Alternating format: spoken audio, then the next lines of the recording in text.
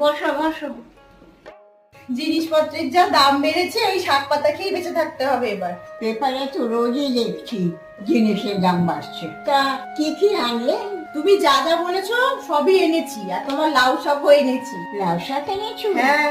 আমি তো আর সজনে ডাঁটা চিবিয়ে খেতে পারি না, দাঁত নেই তো। লাউ শাক না আমার খুব ভালো লাগে। তা তো বুঝলাম, তা লাউ শাক আর পোস্ত দিয়ে কি বানাবো এবার বলো তো। আমি বলছি তুমি করে ফেলো। তুমি বড় বড় পাতাগুলো ফেলে দাও, এইবার লম্বা লম্বা করে কাটো। এতে লম্বা লম্বা করে আলু দেবে, ভালো করে ধুয়ে একটা পাত্রে রাখো। পোস্ত আর লঙ্কা একসঙ্গে বেটে রেখে দাও।